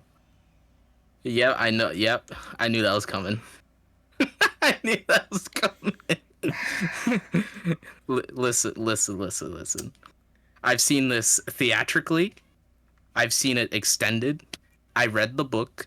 I've seen it extended in theaters when it came out again. This is your time to speak, man. I'm letting you defend yourself. All right. I'll mainly be focusing on the extended editions because those are the quote unquote definitive editions of them. All right. For me, at least, the Blu-ray that I have of them, because there's like 2 different Blu-rays or whatever. Yeah. The Blu-ray that I had of them, very colorful, maybe a little bit too colorful at points. I just loved how it was on England filmed there. Some of the sets are still there to this day. Some of the sets are still there. I loved, the sets, the set design, the hobbits, and how they were able to do that. All the costuming and whatnot. The score by Howard Shore, amazing. Sure, a lot of the special effects are not great. Yeah, admittedly. Thank you for admitting that. They aren't great. This is your chance to defend yourself, all right? I'm gonna shut up. It's the 2000s. Even then, a lot of stuff back then was not great. Yeah. But when I think of, freaking Rivendell. Love Rivendell. Oh my god, that place is beautiful place. And then when they go into the Mines of Moria, and they meet the what is this? It's not the Nazgul. That's the riders and stuff. Those are the guy on horses and stuff. You find the ogre guy. Balrog, that's what it's called. It's all coming back to me. Right. When the Balrog shows up, that was pretty cool. And then Gandalf does his thing, the "You shall not pass" thing. It's cool. And then I just think it's like technically one of the most impressive films that I've seen, especially from the 2000s, I feel. All right. Now I'm going to speak. I do think like the next 2 kind of build upon it. All right. I'm just going to say this, okay? On a technical level, I see where you're coming from. The sets are impressive. The practical effects are cool. The digital effects haven't aged the best, but I'm sure for the time it was revolutionary. And from that perspective, although I don't agree with that perspective, fine. You know what? I will argue with it. Sure. It's number 9 for a reason. Maybe it deserves number 9 there. Only on the technical side, sure. Okay. Sure, yeah. Because I know you're probably gonna say that like Two Towers is the infinitely better movie. Two Towers. It is. Although I still think Fellowship is my favorite one because for one I've seen it the most times out of all of them, and it's just in the world building too. How it's like all visual and like they don't have to say much. Like you already know what's happening and stuff. Okay, don't push your luck. All right. I'm not trying to argue. I'm not trying to argue about Lord of the Rings again. Yeah, because we can go on forever. So yeah, that's number 9. All right. And then number 8 is The Good, the Bad, and the Ugly, directed by Sergio Leone or Leone. I don't know how you say it, but I think Leone, but I'm not sure. But I do need to check out not only that film but that entire trilogy. Yes. Yeah. Because I've now seen the entire trilogy, and I've also seen both Yojimbo and Sanjuro, so I've seen both of those too. Okay. I don't know if any Kurosawa film is referenced in Good and the Bad and the Ugly. I don't believe so. I don't think that's true, but No. I know the other two are, but I don't Yeah. know about that one. Well, from what But I yeah, know, I think it was just a fistful of dollars that was based on Yojimbo. And yeah. then for a few dollars more, I don't think that was based on Sanjuro, for because of the lawsuit. But yeah, no. Yay, lawsuits! We love those. From what I know as the trilogy goes on, it just kind of started to do its own thing, separate from Yeah. Kurosawa, which is cool. Okay. So yeah, I watched it. Finally, I Yeah. watched it. Nice. Um, Easily, I don't know if it's based or not, but easily the best Western I've ever seen. No doubt in my mind, it's easily the best Western. Seems It like it. plays the wah wah wah. It plays that like 20 times, Nice. which is cool. Yeah. You got freaking Clint Eastwood squinting Mm. and everything and doing his thing, and it's cool. Nice. The what's his name? I forget. The guy from For a Few Dollars More. I keep forgetting. Clint Eastwood. No, not just Clint Eastwood. The like the captain guy, the guy in like black who's like pursuing him in the. Oh yeah, you haven't I seen them. haven't God seen damn it. it, you haven't even seen them yet, Oh. bro. You gotta watch more shit. God damn it. I do. You gotta I be do. cultured. You I'm- gotta, I, you gotta become cultured. Listen, man. I'm cultured. I'm cultured. I have my palate hasn't expanded yet. Okay. You gotta do it. You kept barking at me to do it. Now I gotta You're right. bark at you to do Yeah. it. Yeah. Okay. I try. I I try gotta tell you to. to watch these things. I watch fewer films, but I appreciate the ones I do watch. Exactly. Yeah. But yeah. Hmm. So yeah, there was that. Set. Oh yeah, it's easily another one of like the best colored films I've ever seen. Like Okay. the sets and everything. Yeah. The sound design, of course, the music. The score is iconic. I agree. Easily, it's iconic. The final standoff scene, Hmm. incredible, shot incredibly, and then just how like all like the three men like converge Okay. in like the cemetery towards the end. I think the only weird thing that happens is the Civil War aspect. Okay. That kind of just came out of nowhere. I was like, oh shoot, we're in the middle of a civil war right now. Yeah. Um, Hmm. so yeah, that was the only like confusing part. But other than that, it's just it kind of lived up to its reputation as like the like definitive Western All like of right. all time. That's Yeah. really cool. I do need to check it out. Hmm. Okay. So yeah, that's number 8, Nice. and then number 7 Hmm. is actually it's not the second part. It's the first one. Oh. The Godfather by Francis Ford Coppola. Have you seen Or the Coppola, second one? however you want to pronounce it. Coppola. I have not seen the second one. Okay. But everyone says it's better than I- the first one. I don't Even say though that. they had to make they had to make some stuff up. Yeah. Um, Yeah. yeah. No, I don't agree that the second one is better. I personally think that the first one is better. But I think that the first Godfather is a masterpiece, and it does so many yes. different things incredibly well, and it is iconic for a reason. Definitely lives Yeah. up to the hype. Yeah. Why do you think I started my review off with "It's the Godfather"?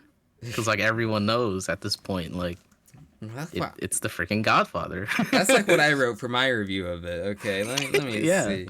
Don't What tell else me- hasn't been said about this film already? Yeah. Yeah. Yeah, let me find it word for word. Okay. Yeah, it says my review of it is it's Yeah. all right.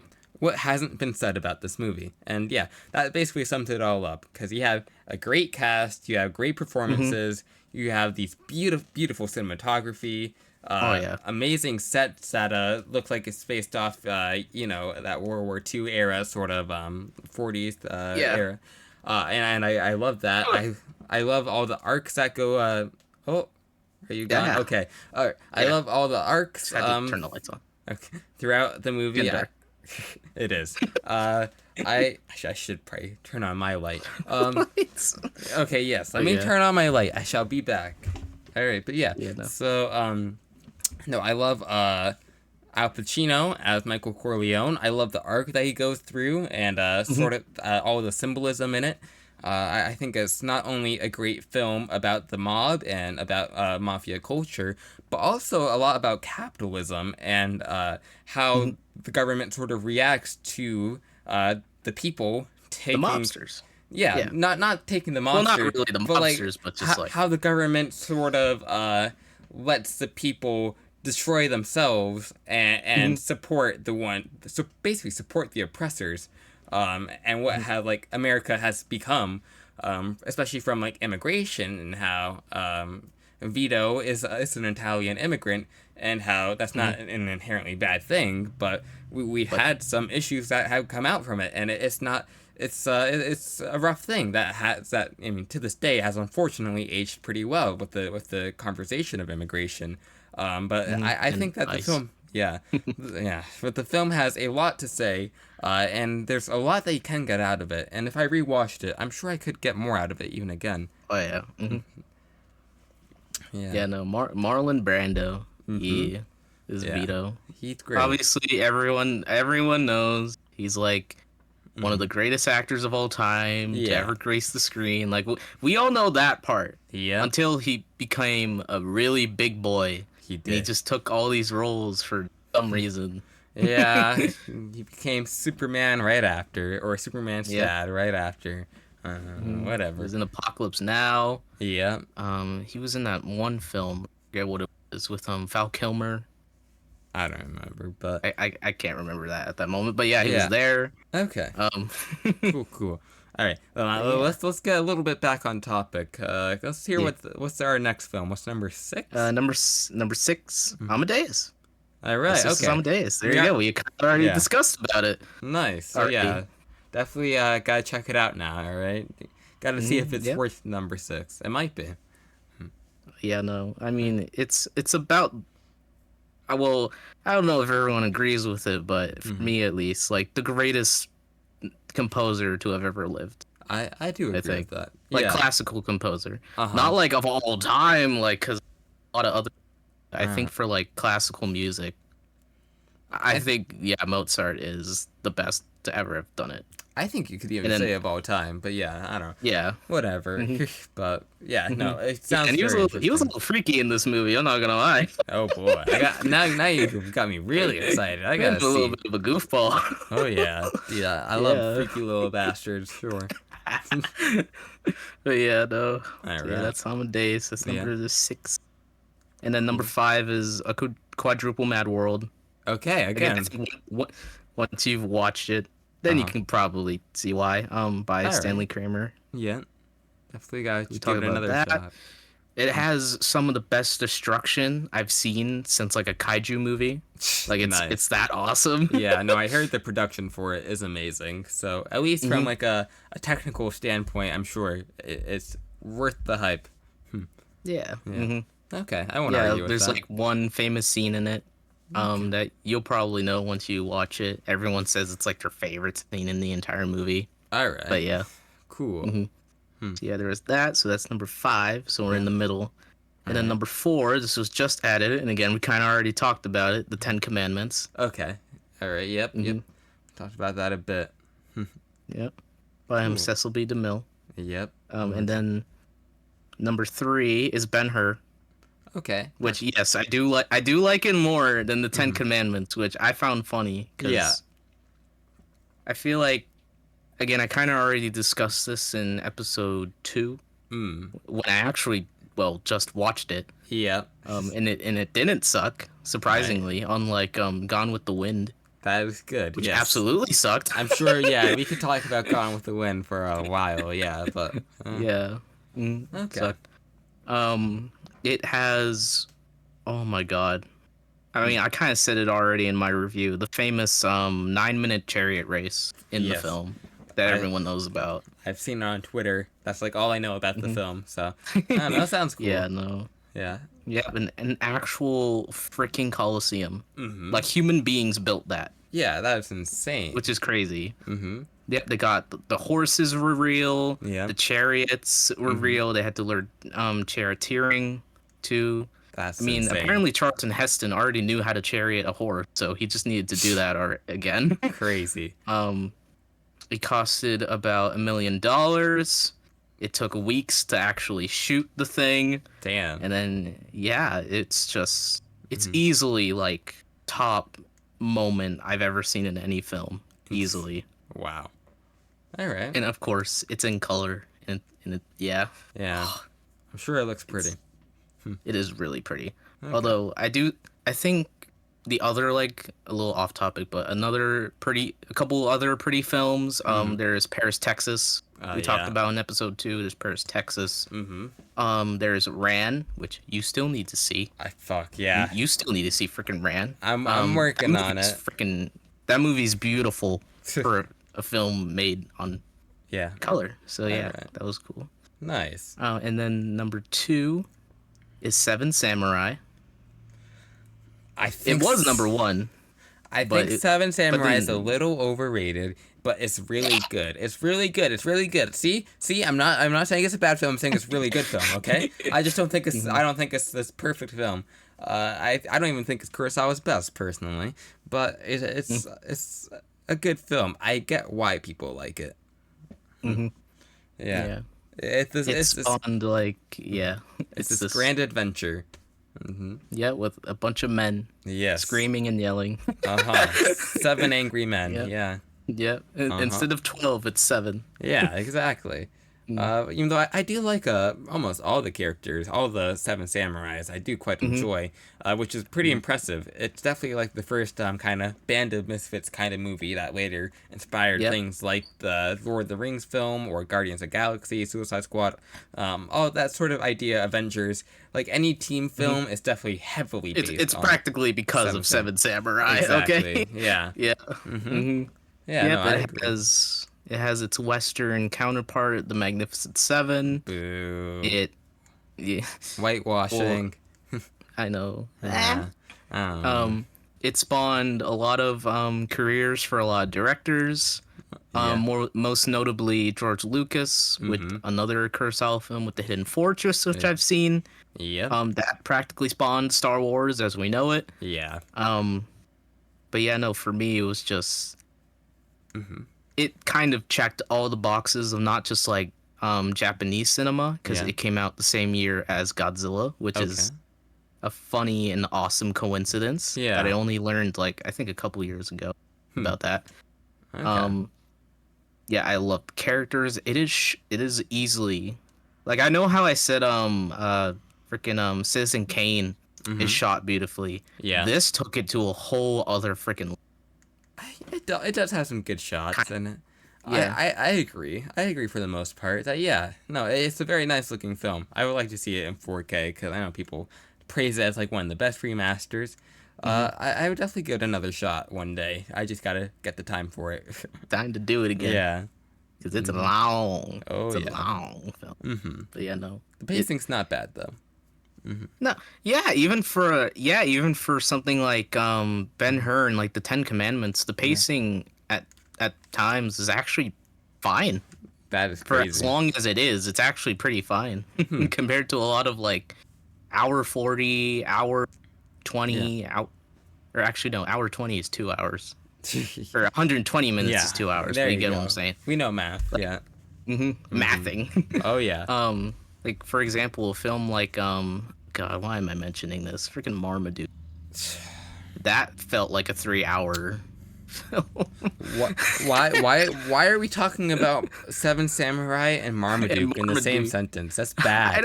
I don't even know anymore. Don't do that. Don't do that. Kurosawa You know was probably I do like that. rolling in his grave thinking about fucking Marmaduke. Yeah. No. Horrible. Yeah, no. Horrible movie, by the way. Although the last 5 minutes Yeah. is goated. Okay. Okay. Anyways, Sick. back on topic. Uh-huh. But yeah, no, for me, Seven Samurai, it ticked all the boxes for Nice. me when it came to a film. I mean, you got the rain. Yeah. Oh my god, the rain in that. Oh, beautiful. The freaking rain.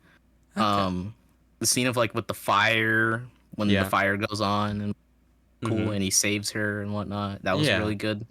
All right. And just like the mud and like all the like the stuff on the ground. Yeah. That was really good. Yeah, it's just it's a magnificent.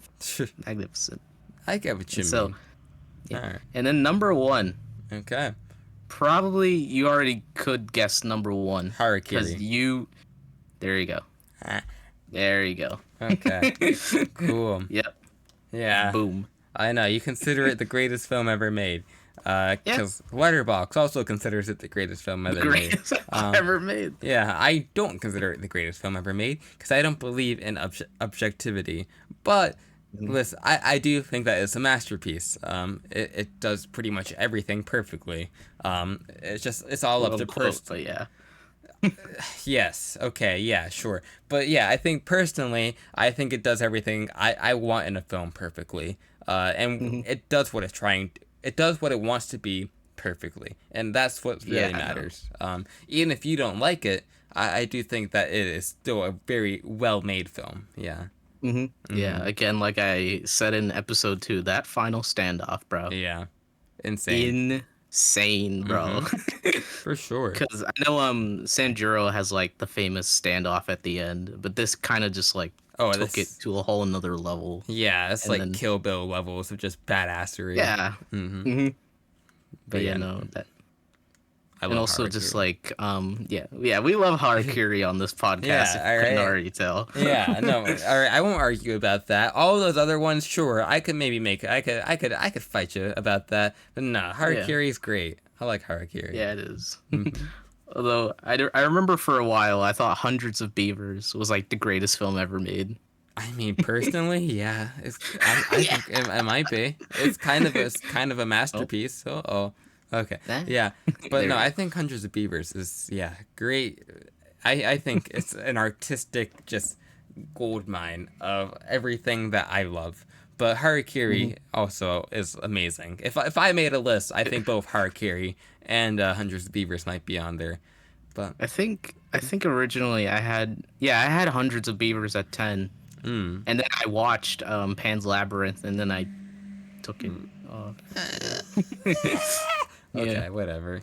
But Mm. I haven't seen Ben's Even though, Labyrinth. yeah, I could Yeah. also do a like a top 10 greatest of like the 21st century because I'm Mm-hmm. looking at my letterbox right now, and there's a lot of stuff from the 21st century All that I right. also consider to be like some of the greatest films ever made. Okay. Because I love Yeah. me my 21st century Mm-hmm. compared to your 20th century. There you go. We shall always have Yeah. our differences there. Yeah. Mm-hmm. Hmm. Yeah, no. Yeah. Because yeah, the Dark Knight's not on there. No. Whiplash isn't on my list. Um, Dark freaking Knight. Lady Bird's not on there. Dark Knight doesn't deserve to be on that list.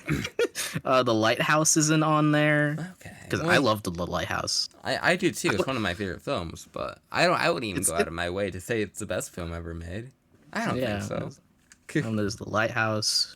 Mm-hmm. Zodiac. Yeah. Oh, you haven't seen Old Boy yet, but I'm not. you should. Okay. You should watch Old Boy. I liked it. You should do the whole trilogy. Now that I think about it, All you should right. do the entire trilogy. I didn't know it was a Um, trilogy. yeah, it's the Revenge trilogy. Okay. There's Sympathy for Mr. Vengeance. Yeah. There's Old Boy, Yeah. and then there's Lady Vengeance. Okay. So yeah, and I've seen all three. So Cool. I yeah. respect it. hmm I know. What else is on here? That's elite. I know like Raging Bull isn't on there. Hmm. End of Ava isn't on there. Okay. It would probably be in like my top 10 like greatest animated films, but Yeah. not just like films in general. I get I know that. Spirited Away isn't on there, and I know a lot of people consider that like one of the greatest films ever made, but I don't, but that's just not me. yeah. I know Shin Godzilla isn't on there, although I'd consider it one of the greatest like 21st century films ever made, just Yeah. not of all time. Mm-hmm. There's that. The original Godzilla is not on my list, Okay. which is surprising, Yeah, for you. at least for me, because I'm a big diehard Godzilla fan. Oh yeah. So there's that. Mm-hmm. No animated films because I made it strictly live action, so that's Yeah. why. All right. No American Psycho. Well, actually, these are all my four and a half ones. So Okay. yeah. All right then. It Yeah. wouldn't be All right. first I get place. what you mean. Yeah. Yeah. Probably wasn't gonna be on there, but that's okay. All right. Yeah. But yeah. No. That was a good list. And Yeah, and there's also my favorite list, but I don't know how much time we have left. no, not. I mean, unless you have any plans, I don't know. Yeah, I do. Matter of fact. So we do need to wrap things up a Yeah. bit now, but next Mm-hmm. week we'll continue this podcast. We'll try to get a couple more people on. We'll try to see if our boy Zach will finally appear, our legendary guest. Yeah. But no. Besides that, yeah, I'm just gonna I'm currently watching The Walking Dead right now, and I'm gonna finish the season shortly afterwards. So that's exciting. I don't know if there's anything that you want to talk about. Any last thing that you want to watch or whatever. Think I'll do Cecil B. Demented because it's short. Yeah. I'm gonna do it, and All right. it's short. And then I know tomorrow because I actually don't have work tomorrow, so I was just like, oh, I can finally watch. I'm on like a little journey. Yeah. I'll make this short. I'm on a little journey to watch every mid to low tier movie that came out this year. Because almost all of them are on streaming. Why would you? Okay, dude, you're like Jesus. When you've watched so many films, you kind of run out of ideas. So no, you don't. No, you don't. There are plenty of good movies. You don't have to do this. But like, thank you for doing this for our sins. I'm doing y'all a favor by watching the films that no one else will do. Yes, the modern nostalgia critic. Okay. Exactly. Okay. But yeah, so there's that. I'll try to get back into Gamma Rebirth. I think tomorrow, because again, that first episode just didn't. Yeah. It just didn't do it for me. Okay. Compared to Singular Point when I revisited that, which I highly recommend to you because it's 13 episodes. I think you can do it. You've seen Ava, you've seen Cowboy Bebop. I think you could do it. I could do it. You could do it, and it's cool. So I might try and do that. Again, I'm not a big show person. In general, unless it's like something very specific, I don't really go out of my way to do it. Yeah, makes sense. But I don't know. I might do something. Maybe I might do Squid Game. I don't know, cause I don't know. Twin Peaks. I mean, it's kind of after the hype. Yeah. Season 3 has been out for a while. People didn't like season 3. I might check it out. I like Korean stuff. I've been watching a lot of Korean stuff lately. All right, might be up your alley. I don't know. Maybe. Okay. Maybe. All right. I might do that. I know there's The Penguin, which I know Zach has tried and watched. There was that, which I've been interested in because I love the Batman. Yeah. And I think maybe Chernobyl. Okay. I've been somewhat interested in that. Yeah. But I don't know. It's on the table though. So yeah. Okay, that sounds good. Definitely. I see your taste in shows, or at least a little bit. Kind of similar to your movies. You like that serious, kind of historical kind of thing, or whatever, or based in reality or whatever, which is cool. I respect that. Oh yeah, and Adolescence. Yeah, that was the last one. Adolescence. Yeah. Because everyone was hyping that up. It's really good. Give it a shot. I think you'll even like it. Just from the technical standpoint, it's pretty much all episodes are one takes. It's insane. Yeah. So, besides that, I think that's it. Yeah. So, thank you, audience, for sticking around. This was almost a 2-hour-long episode. Thank you for coming. For take 1. Oh yeah. Not going well. Yeah. At least audio-wise. So. No. That previous episode was shorter, and we talked about different things at the very least. So this was still fun to do. I quite enjoyed it, and I hope the audience enjoyed it. And then next week we should be back on track to keep this a regular thing, maybe. Or at least we're gonna try. We're gonna try. Yeah. So again, thank you, and we'll talk to you all later. Bye. Later. Bye. You gotta move! I gotta prove